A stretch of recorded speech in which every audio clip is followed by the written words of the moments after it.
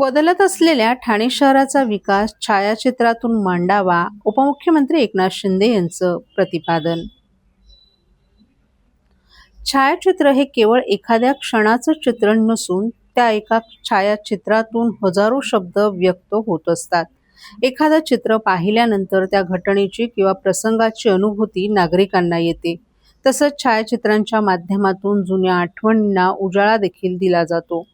ठाणं बदलतंय, ठाण्याचा होत असलेला विकास छायाचित्रकारांनी छायाचित्राच्या माध्यमातून मांडावा, असं नमूद करत छायाचित्रकाराला त्याचा तिसरा डोळा सातत्यानं उघडा ठेवावा लागतो, असं वक्तव्य राज्याचे उपमुख्यमंत्री एकनाथ शिंदे यांनी ठाण्यात केलेत. जागतिक छायाचित्र दिनानिमित्त ठाणे महानगरपालिका आणि ठाणे शहर दैनिक पत्रकार संघाच्या वतीने महापालिका भवन येथे आयोजित करण्यात आलेल्या छायाचित्र प्रदर्शनाचं उद्घाटन उपमुख्यमंत्री एकनाथ शिंदे यांच्या हस्ते झालं. त्यानिमित्ताने ते बोलत होते. या कार्यक्रमास खासदार नरेश म्हस्के, महापौर शर्मिला पिंपळकर, सभागृह नेते हनुमंत जगदाळे, विरोधी पक्षनेते अशरफ शानू पठाण, अतिरिक्त आयुक्त प्रशांत रोडे, शिवसेना गटनेते पवन कदम, नौपाडा कोपरी प्रभाग समितीचे अध्यक्ष मिनल संखे, ओथळचा प्रभाग समिती अध्यक्ष नारायण पवार, वर्तकनगर प्रभाग समिती अध्यक्षा जयश्री डेव्हिड, वागळे प्रभाग समिती अध्यक्षा एकता भोईर, लोकमान्य सावरकर नगर प्रभाग समिती अध्यक्षा निर्मला कणसे, दिवा प्रभाग समिती अध्यक्ष दीपक जाधव, माजी महापौर मीनाक्षी शिंदे, राष्ट्रवादी पक्षाचे गटनेते नजीब मुल्ला, नगरसेवक संजय वाघोले, उपायुक्त डॉक्टर मिताली संचेती, शिक्षणाधिकारी शेषराव बडे, ठाणे जिल्हा पत्रकार संघाचे अध्यक्ष संजय पितळे, ठाणे शहर दैनिक पत्रकार संघाचे अध्यक्ष दिलीप शिंदे यांच्यासह ठाणे शहर दैनिक पत्रकार संघाचे पदाधिकारी, कार्यकारिणी सदस्य आणि पत्रकारही मोठ्या संख्येने उपस्थित होते. छायाचित्रकारांच्या कार्याचं विशेष एकनाथ शिंदे यांनी कौतुक केलं.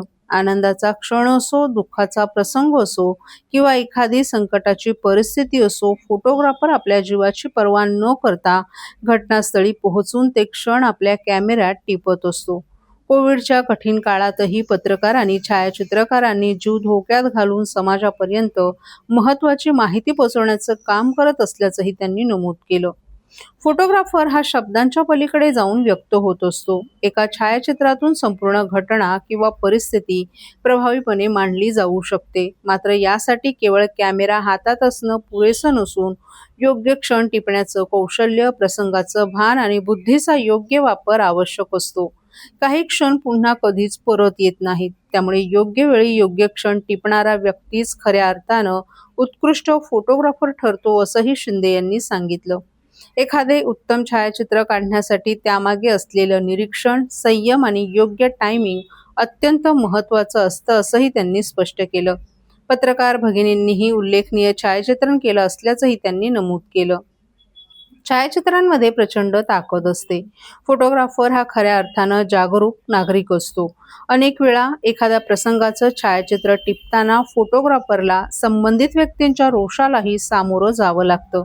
अशा परिस्थितीतही तो आपलं काम करत राहतो.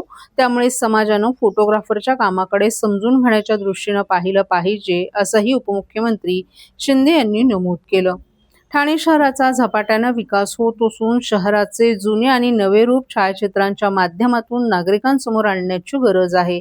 पूर्वीचे अरुंद रस्ते आणि आता नव्यानं रुंद झालेले रस्ते, बदललेली वाहतूक व्यवस्था, शहरातील वाढत्या सुविधा तसंच ठाण्याच्या विकासाचा प्रवास छायाचित्रांमधून मांडता येऊ शकतो. त्यामुळे पुढील वर्षी आयोजित करण्यात येणारं छायाचित्र प्रदर्शन ठाणं बदलतंय या विषयावर आयोजित करण्यात यावं, अशी सूचनाही उपमुख्यमंत्र्यांनी यावेळी केली.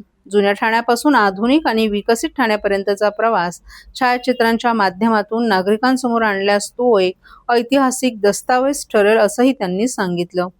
महाराष्ट्र राज्य परीक्षा परिषद पुणे यांच्या वतीनं घेण्यात आलेल्या इयत्ता 4थी शिष्यवृत्ती परीक्षेत ठाणे महापालिकेच्या शाळांमधील 11 विद्यार्थी गुणवत्ता यादीत झळकले. या विद्यार्थ्यांचा कौतुक सोहळाही शिंदे यांच्या हस्ते करण्यात आला.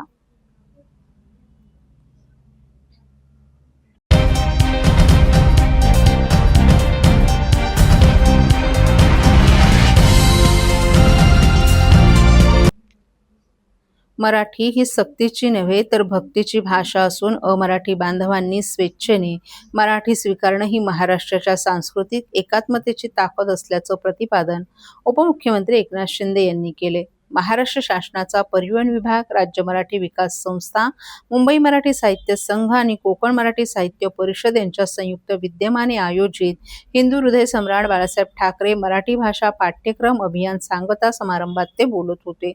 हा समारोप नसून मराठी अभिमानाची धडाकेबाज सुरुवात होत असल्याचं शिंदे यांनी सांगितलं.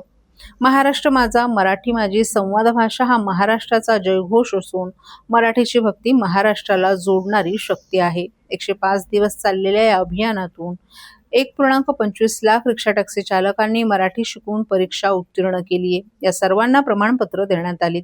लाभले आम्हास सौभाग्य बोलतो मराठी या ओळी उद्धृत करत त्यांनी मराठी ही अस्मिता, स्वाभिमान आणि मायबोली असल्याचं सांगितलं.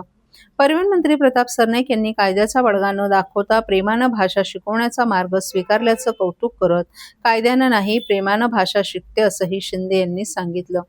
मराठी शिकणाऱ्यांची टिंगल न करता त्यांच्याशी मराठीत संवाद साधण्याचं आवाहन देखील त्यांनी केलं. हिंदू हृदय सम्राट बाळासाहेब ठाकरे यांच्या मराठी स्वाभिमानाच्या विचारांचा उल्लेख करत त्यांनी मुख्यमंत्री म्हणून मराठीला अभिजात भाषेचा दर्जा, लाडकी बहीण योजना, मुलींसाठी उच्च शिक्षण, महिलांना एसटीत 50% सवलत, लेक लाडकी आणि आईचं नाव अधिकृत नोंदीत देण्याचे निर्णय घेतल्याचंही त्यांनी स्पष्ट केलं. सार्वजनिक कार्यक्रमात संसदेने मान्य दिलेले अधिकृत वंदे मातरम गायलं जावं अशी सूचना करत मायबोलीची भक्ती, मराठीचा सन्मान हीच महाराष्ट्राची खरी शक्ती असल्याचा संदेश दिला.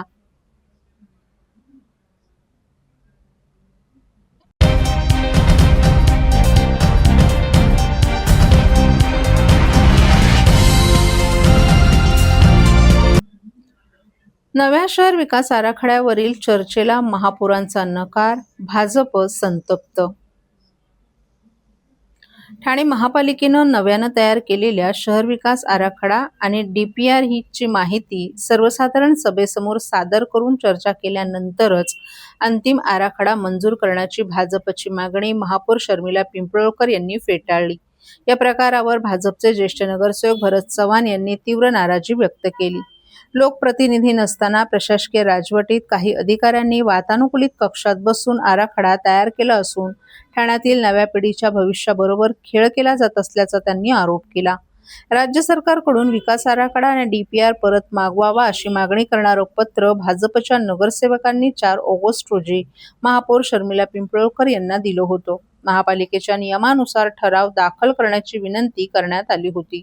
ज्येष्ठ नगरसेवक भरत चव्हाण यांच्या या मागणीला उपमहापौर कृष्णा पाटील, गटनेते मुकेश मोकाशी यांच्यासह सर्व नगरसेवकांनी पाठिंबा दर्शवला होता. त्यानुसार आजच्या महासभेत चर्चा होण्याची अपेक्षा होती. मात्र अचानक महापौरांनी चर्चेचा प्रस्ताव फेटाळला. त्यानंतर भाजपच्या नगरसेवकांनी पत्रकार परिषद घेऊन संताप व्यक्त केला. या पत्रकार परिषदेला नगरसेवक सुरेश कांबळे, नगरसेविका नम्रता कोळी, अर्चना मणेरा, स्नेहा आंबरे, नंदा पाटील, आशा सिंग, कमल चौधरी, मृणाल पेंडसे, वेदिका पाटील, अनिता यादव आदीही उपस्थित होते. ठाणे महापालिकेच्या 2003 मध्ये मंजूर विकास आराखड्याची 14% अंमलबजावणी झाली आहे. जुन्या आराखड्याची पूर्ण अंमलबजावणी झाली नाही. अशा परिस्थितीत लोकप्रतिनिधींची राजवट नसताना प्रशासकीय काळात 3 सप्टेंबर 2025 रोजी राज्य सरकारकडे विकास आराखडा मंजुरीसाठी पाठवण्यात आला होता.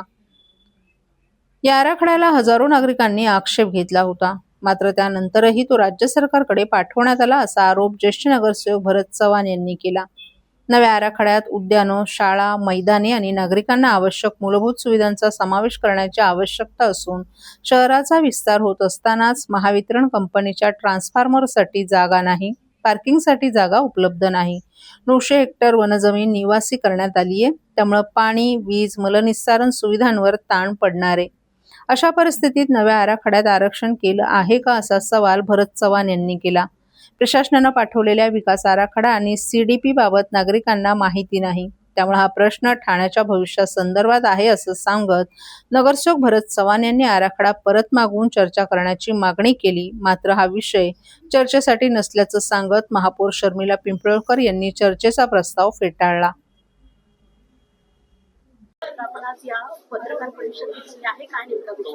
आज आमच्या 28 नगरसेवक भारतीय जनता पार्टीच्या माध्यमातून 4 तारखेला मला वाटतं आम्ही 4/8 पत्र दिलं सर्व नगरसेवकांनी की जो आपला DPR ची जी शहर विकासचा आराखडा तुम्ही जो प्रशासकीयच्या माध्यमातून 3 सप्टेंबर 2025 ला आपण जो पाठवला शासनाकडे तो परत मागवण्यात यावा. कारण आता सभागृह नवीन बसलेलं आहे. सर्व सभागृहातल्या नगरसेवकांना माहित पडलं पाहिजे की बाबा माझ्या इथं हॉस्पिटल कुठं आहे, माझ्या इथं गार्डन कुठं आहेत, माझ्या इथं शाळा कुठं आहेत, अशा काही गोष्टी दिसून येत नाहीये. आणि उलट आम्ही त्यांना सांगितलं की बाबा हे तुम्ही पटलावर घ्या आणि हा ठराव करून तुम्ही शासनाकडे पाठवा आणि शासनाकडे ते मागून घ्या, म्हणजे आम्ही सूचना करू शकतो ना नगरसेवक. आमच्या भागामध्ये काय आज आमच्या नगरसेवकाला कुठेतरी केल्याची टोपली दाखवली गेली. आम्ही आयुक्तांना बी दिलं पत्र, महापौराला बी दिलं, पण ते कुठेतरी ते धूळ खात पडलं असं दिसून येते. आमची मागणी हीच आहे सर्व नगरसेवकांची की आज परिस्थिती, आज 28 लाख लोकसंख्या आहे कोपरी ठाणे शहराची आपल्या, आणि आता 5 लाख म्हणजे येणार जाणारी अशी म्हणजे वाढत चाललेली आहे. आज आपण बघितलं की सर्वीकडे बघितलं पार्किंगचा अडचण आहे, गार्डन नाही. आज आमच्या कोपरी भागामध्ये बघितलं तर आमच्या इथं मैदाने नाहीये, असे बरेच हॉस्पिटल नाहीये. जिथं होतंय तिथं आरक्षण त्यांनी हटून दुसरं काहीतरी टाकले गेलेत, अशी आम्हाला शंका आहे. मग ह्या सर्व गोष्टी ठाणे शहरात सर्वीकडे झालेल्या आहेत. आज भूमिपुत्र आहेत, आगरी कोळी बांधव आहेत, त्यांच्या जागा आर झोन होत्या त्या ग्रीन झोन करण्यात झाल्या. आज आपण बघितलं असं संजय गांधी जो TDRचा विषय जो मोठा घातला तो कुठून सुरुवात झाली, ठाणे महापालिकेकडनं सुरुवात झाली. कारण आपण ज्या टायमाला तिथं फॉरेस्ट काढून आर झोन टाकतोय, आपण त्यांच्या जाऊन जंगलामध्ये अतिक्रमण कॉन्क्रीट करतोय, मग ती जंगलातले जे प्राणी ते इकडे येणार नाही. मग अशा परिस्थिती सर्वीकडे ठाणे शहरात. म्हणजे हे कोणासाठी करत चाललंय, हे कोणाच्या बिल्डर दार्जिनीसाठी केलंय. आज आपण लोक उपयोगी लोकांसाठी करायला पाहिजे, हे बिल्डर दार्जिनीसाठी चाललंय.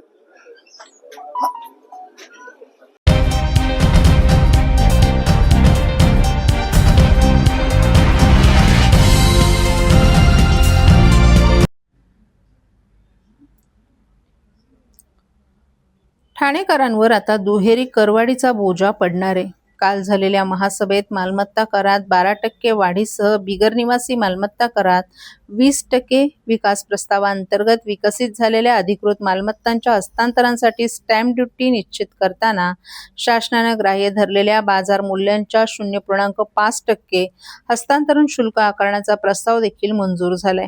शिवाय पार्किंगची शिस्त लावण्यासाठी महापालिकेनं 5 प्रमुख रस्त्यांवर 6 महिन्यांचा प्रायोगिक पार्किंग प्रयोग राबवण्याचा प्रस्ताव तयार केला होता, त्याला देखील महासभेनं मंजुरी दिली आहे. ठाणेकरांवर तब्बल 10 वर्षांनंतर करवाढीचा बोजा पडणार आहे. काल झालेल्या महासभेत मालमत्ता करवाढीचा प्रस्ताव मंजुरीसाठी पटलावर आला होता. यावेळी शिंदे सेनेचे नगरसेवक राम रेपाळे यांनी मालमत्ता करवाढीचं समर्थन करताना ज्या मालमत्तांना अद्याप कर लावण्यात आला नाही त्याला कर लावण्यासाठी काय काय प्रयत्न झाले याचा उहापोह केला. प्रत्येक प्रभाग समिती अंतर्गत ज्या मालमत्तांना कर लावले गेले नाहीत त्यांच्यासाठी कॅम्प लावण्यात यावेत, यासाठी वारंवार नगरसेवकांनी पाठपुरावा करून देखील कर लावण्यात आला नसल्याचं त्यांनी सांगितलं. महापालिकेचा महसूल वाढला तर विकास कामं करता येतील असंही त्यांनी स्पष्ट केलं. त्यामुळे पुढील आठवड्यापासून यासाठी प्रयत्न झाले पाहिजेत असं त्यांनी स्पष्ट केलं. त्यांच्या व्यतिरिक्त इतर नगरसेवकांनी देखील या करवाढीला कोणत्याही स्वरूपाचा विरोध केला नाही. भाजपसह विरोधी बाकावर बसलेल्या विरोधी पक्षनेते शानू पठाण यांनी आपल्या पक्षातील नगरसेवक बोलण्याआधीच या प्रस्तावाला सूचनेसह मंजुरी दिली. त्यामुळे इतर नगरसेवकांची अडचण निर्माण झाली. अखेर मालमत्ता करवाढीसह मालमत्ता हस्तांतरण शुल्कात वाढ करण्याचा प्रस्ताव मंजूर करण्यात आला. प्रायोगिक तत्वावर पातलीपाडा जंक्शन ते रोडाज एन्क्लेव्ह, TCS, निसर्ग तपोवन ते ऋतू इस्टेट, वाघबळे जंक्शन ते भूमी एकर ब्रह्मांड फेज 8, ब्रह्मांड पातलीपाडा लिंक रोड आणि मेपल ते फॉरेस्ट एव्हेन्यू या रस्त्यांवर पार्किंग धोरण राबवण्याचं प्रस्तावित करण्यात आलं असून त्याला देखील महासभेनं मंजुरी दिली आहे. या रस्त्यांवर सुमारे 1800 पार्किंग लॉट उभारण्याचं नियोजन आहे. त्यात दुचाकींसाठी 465, 3 चाकींसाठी 100, कारसाठी 1115 आणि बस, ट्रक सारख्या अवजड वाहनांसाठी 83 लॉट प्रस्तावित करण्यात आलेत.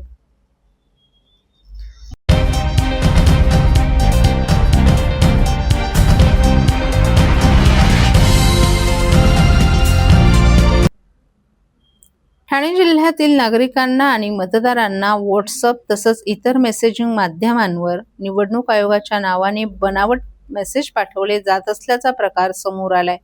या संदेशांमध्ये मतदाराचं नाव आणि वडिलांचं नाव जुळत नसल्याचा बनावट दावा करून एका खासगी क्रमांकावर संपर्क साधण्यास सांगितलं जात आहे. अशा दिशाभूल करणाऱ्या आणि फसव्या संदेशांवर नागरिकांनी अजिबात विश्वास ठेवू नये, तसंच त्याकडे पूर्णपणे दुर्लक्ष करावं असं आवाहन ठाणे जिल्हाधिकारी तथा जिल्हा निवडणूक अधिकारी डॉ. श्रीकृष्ण पांचाळ यांनी केलं आहे. प्रशासनानं स्पष्ट केलं आहे की मतदार यादी पडताळणी किंवा विशेष सारांश पुनरीक्षण अंतर्गत होणारं सर्व कामकाज केवळ आणि केवळ अधिकृत शासकीय यंत्रणेमार्फतच केलं जातं. निवडणूक आयोग किंवा जिल्हा प्रशासन कोणत्याही खासगी कंपनी, अनोळखी व्यक्ती किंवा अनधिकृत व्हॉट्सअप क्रमांकावरून मतदारांशी अशा प्रकारे वैयक्तिक संपर्क साधत नाहीत. या संपूर्ण प्रक्रियेत केवळ अधिकृत मतदान केंद्रस्तरीय अधिकारी हेच अधिकृत प्रतिनिधी म्हणून कार्यरत असल्यामुळे कोणत्याही नागरिकाला आपल्या मतदार नोंदणीबाबत किंवा तपशिलाबाबत काही शंका अथवा दुरुस्ती असल्यास त्यांनी केवळ आपल्या भागातील नियुक्त BLO किंवा अधिकृत निवडणूक नोंदणी कार्यालयाशीच संपर्क साधावा. कोणत्याही अज्ञात क्रमांकावर आपली वैयक्तिक कागदपत्र, बँक तपशील किंवा माहिती शेअर करू नये असं सतर्कतेचं आवाहन प्रशासनाकडून करण्यात आलं आहे.